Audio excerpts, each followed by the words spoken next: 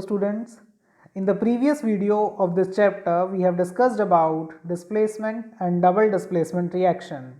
Now in this video we will discuss about what is oxidation, what is reduction, redox reactions, corrosion and rancidity. Now we will look first at the term oxidation. Oxidation means addition of oxygen to a substance. For example, we are having magnesium and we can see that magnesium is reacting with oxygen to form magnesium oxide. In this reaction you can see that oxygen is getting added to the magnesium to form a magnesium oxide, hence it is an addition of oxygen. Now we can look at another definition of oxidation, that is removal of a hydrogen from a substance. For example, you can see that we are having sodium hydride and it gives sodium and hydrogen gas is liberated. So from sodium hydride, removal of hydrogen is taking place. Hence, this reaction is also a type of oxidation reaction. So we can say addition of oxygen and removal of hydrogen from a substance is known as oxidation reaction. Now we come to reduction reactions. Reduction reactions are those reactions in which hydrogen is added to a substance. For example, we are having sodium and hydrogen is added to it to form sodium hydride. So this is a reduction reaction. Similarly, we can also explain reduction on the basis of removal of oxygen from a substance. For example, you can see that here we have magnesium oxide and from magnesium oxide you can see that oxygen gas is eliminated. So what is reduction? Reduction is addition of hydrogen and removal of oxygen. So we can explain reduction and oxidation reactions on the basis of loss and gain of hydrogen and oxygen. Now what is redox reaction? Redox reactions are those reactions in which oxidation and reduction takes place simultaneously. इसका मतलब ये हुआ कि किसी एक ही reaction में आपका oxidation भी होगा एंड रिडक्शन भी होगा. ऐसी रिएक्शंस को हम रिडॉक्स रिएक्शंस कहते हैं. For example, you can see here that copper oxide when reacts with hydrogen to form copper and water, you can see that from copper oxide there is removal of oxygen. From copper oxide there is removal of oxygen and copper is formed. So we can say that it is a reduction reaction. Again, we can see that in case of hydrogen, oxygen is added to it to form water. So this is an oxidation reaction. ये किस case में आ जाएगा? आपका oxidation reaction के case में आ जाएगा.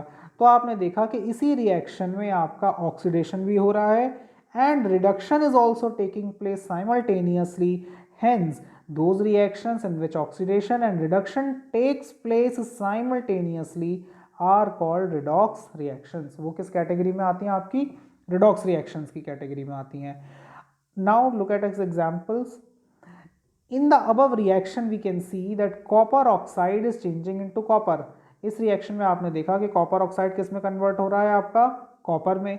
यानी कि इसके अंदर से क्या हो रहा है? आपका ऑक्सीजन का लॉस हो रहा है and removal of oxygen is known as reduction. So this reaction is of reduction type.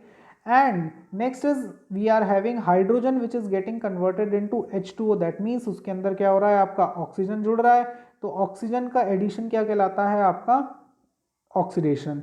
सो इस रिएक्शन के अंदर आपका ऑक्सीडेशन भी हो रहा है, रिडक्शन भी हो रहा है. तो ये आपका एक रिडॉक्स रिएक्शन का एग्जाम्पल है. तो इसमें हम कहेंगे कि जो कॉपर ऑक्साइड है आपका, वो कॉपर ऑक्साइड कॉपर में कन्वर्ट हो रहा है, यानी कि copper is getting reduced. Copper क्या हो रहा है? आपका रिड्यूस हो रहा है क्योंकि उसके अंदर से ऑक्सीजन हट रहा है.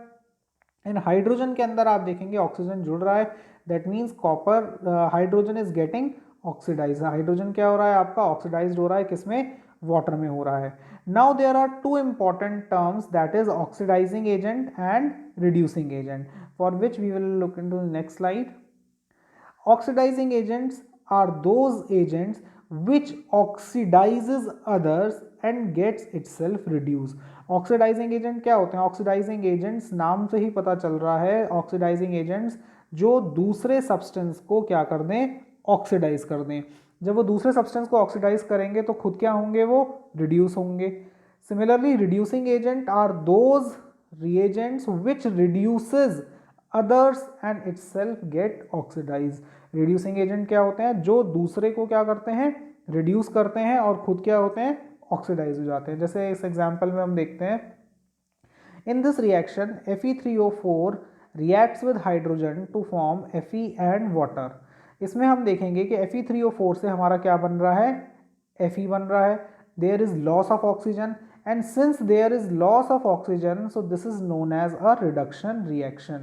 और अगर हम नीचे देखते हैं, हाइड्रोजन से हमारा क्या बन रहा है? वाटर बन रहा है। तो इसमें क्या हो रहा है? ऑक्सीजन आपका ऐड हो रहा है। जब इसमें ऑक्सीजन आपका ऐड हो रहा है तो ये किस कैटेगरी में आ जाएगा? आपका ऑक्सीडेशन रिएक्शन की कैटेगरी में आ जाएगा। तो ये किसका एग्जाम्पल हो गया? आपका पूरा एक रिडॉक्स रिएक्शन का। अब अगर हम बात करते हैं इसमें oxidising agent and reducing agent की, तो ऑक्सीडाइजिंग एजेंट इसमें कौन है आपका?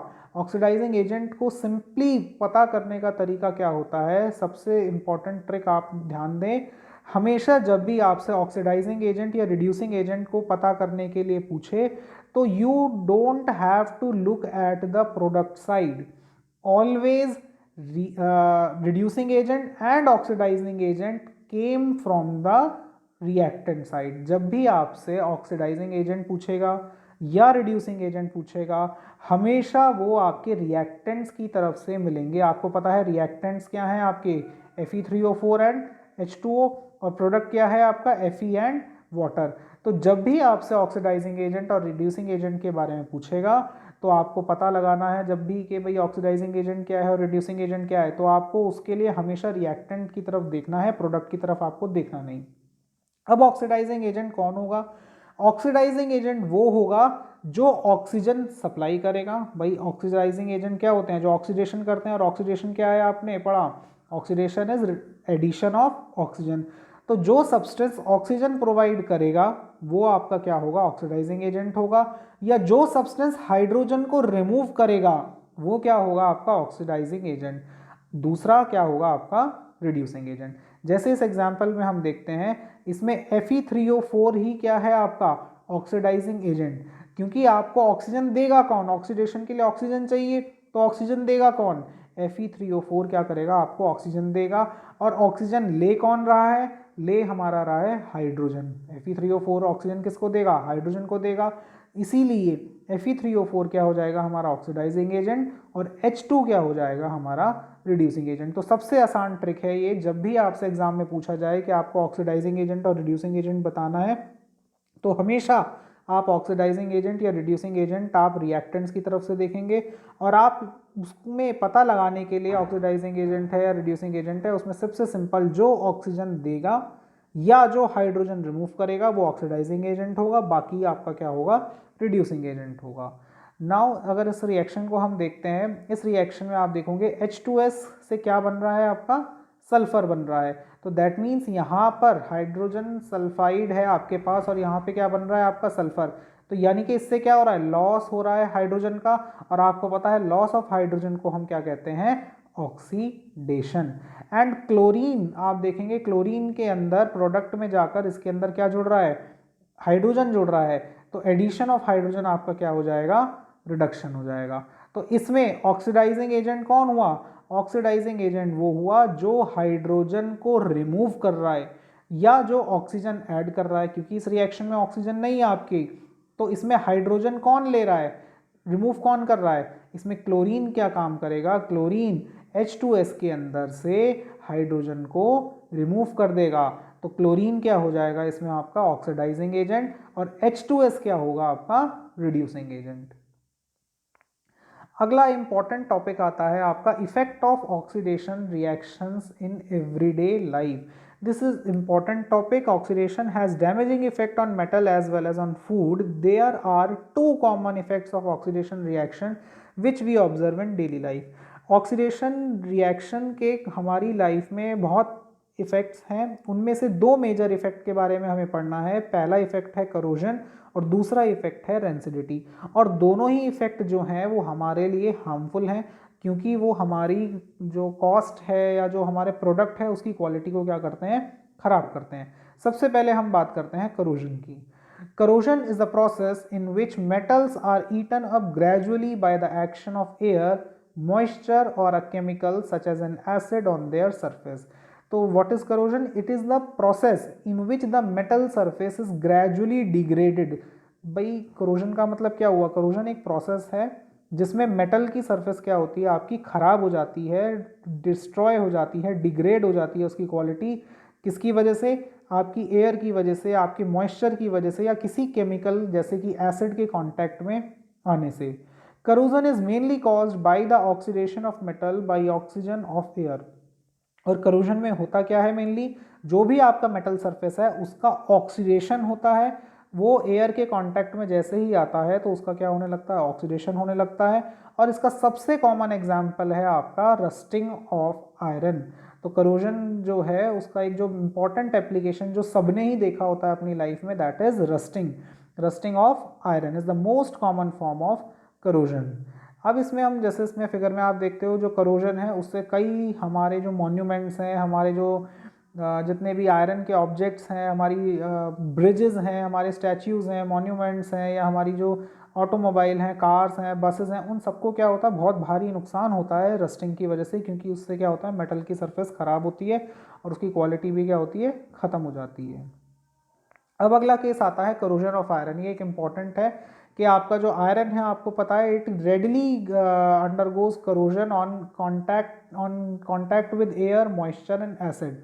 So during the corrosion of iron, that is rusting of iron, iron metal is oxidized by the oxygen of air in the presence of water, moisture to form hydrated ferric oxide called rust. ये कहता है कि जो आपका iron object है जब वो air के या मॉइस्चर के कांटेक्ट में आता है तो उसका रिएक्शन होती है, और उस रिएक्शन से क्या बनता है? आपका रस्ट बनता है, जिसको हम हाइड्रेटेड फेरिक ऑक्साइड बोलते हैं। इसका फॉर्मूला होता है Fe2O3.XH2O, जहाँ पर XH2O का मतलब क्या होता है? आपके water molecules, unknown water molecules क्या होते हैं इसके अंदर? एड अप होते हैं। तो ये जो आपका रस्टिंग होता है, इससे मेटल की क्वालिटी क्या होती है? ख़राब होती है। और आपको पता है रस्ट का कलर क्या होता है? ब्राउन कलर होता है। इससे होता क्या है? Corrosion weakens the iron and steel objects and structures such as railings, car bodies, bridges, ships and cut their life shorts. तो करोजन से होता क्या है? करोजन से जो मेटल है उसकी क्वालिटी ख़राब हो जाती है और उसकी लाइफ क्या होती है? बहुत कम हो जाती है। अगली अगर हम बात करते हैं प्रिवेंशन ऑफ रस्टिंग, जो करोजन है या जो रस्टिंग है स्पेसिफिकली अगर हम आयरन की बात करते हैं तो उसका प्रिवेंशन कैसे करा जा सकता है? उसके कुछ स्टेप्स हैं, जिसमें सबसे पहले आता है आपका पेंटिंग। हम उस ऑब्जेक्ट को प्रिवेंट करने के लिए, आयरन ऑब्जेक्ट को प्रिवेंट करने के लिए, उसकी क्वालिटी को, हम उसके ऊपर पेंट अप्लाई कर सकते हैं। ल्यूब्रिकेटिंग, हम उसके ऊपर कोई ऑयल लगा सकते हैं, ग्रीस की लेयर हम लगा सकते हैं। गैल्वनाइजेशन एक इम्पॉर्टेंट टर्म है, ये आपके एग्जाम में पूछी जाती है, कई बार एग्जाम में भी आई है। What is galvanisation? It is a process in which a layer of zinc is deposited on the iron object. इसमें हम क्या करते हैं गैल्वनाइजेशन में? गैल्वनाइजेशन में आपका जो आयरन का ऑब्जेक्ट है उसके ऊपर हम एक जिंक की लेयर को क्या कर देते हैं?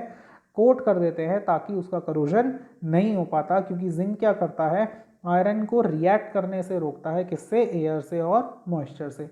अगला इंपॉर्टेंट प्रोसेस आता है इलेक्ट्रोप्लेटिंग। इलेक्ट्रोप्लेटिंग में हम करते क्या है? हम आयरन के ऑब्जेक्ट के ऊपर जो आपके इनर्ट मेटल्स होते हैं या जो आपके लीस्ट रिएक्टिव मेटल्स होते हैं उनकी कोटिंग हम उस आयरन ऑब्जेक्ट के ऊपर कर देते हैं, जिससे कि उसकी रिएक्शन बाकी एयर से, मॉइस्चर से, केमिकल से नहीं होती और उसका जो करोजन है वो प्रिवेंट हो जाता है।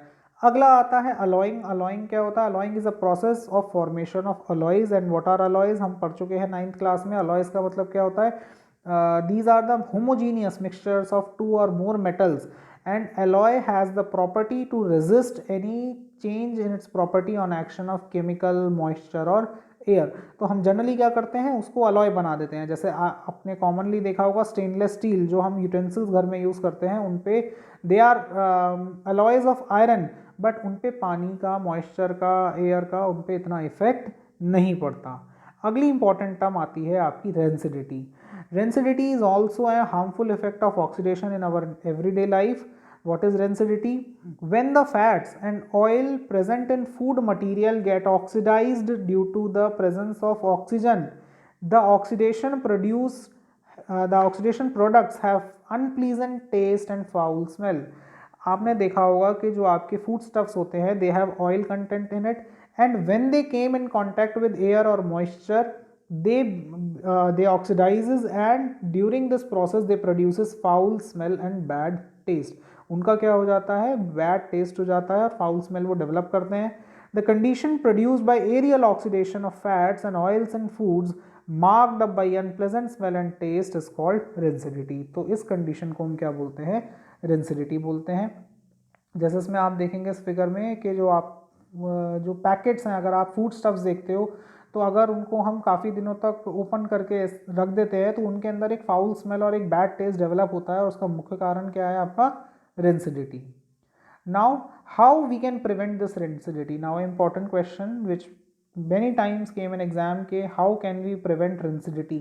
First of all, rancidity can be prevented by adding antioxidants to food containing fats and oil. तो सबसे important chemical जो property आती है, जो chemical इसका यूज़ करके हम यूज़ कर सकते हैं, that is by using of antioxidants. Antioxidants क्या होते हैं? सब्सटेंसेज विच प्रिवेंट ऑक्सीडेशन, जो क्या करते हैं? उसको ऑक्सीडेशन रोक देते हैं. Rancidity can be prevented by packing fat and oil containing foods in nitrogen gas. आपने देखा होगा जो आपके चिप्स के पैकेट्स आते हैं, they have a gas in it, that is nitrogen gas. So there is question in NCERT, why nitrogen gas is flushed in potato chips packets? Because nitrogen is an inert gas and it prevents their oxidation so that the food does not get rancid. तो nitrogen gas आपको पता है कि inert gas है. Inert gas को उसके अंदर flush करा जाता है ताकि वो उसका ऑक्सीडेशन नहीं होने देती, and it prevents the rancidity.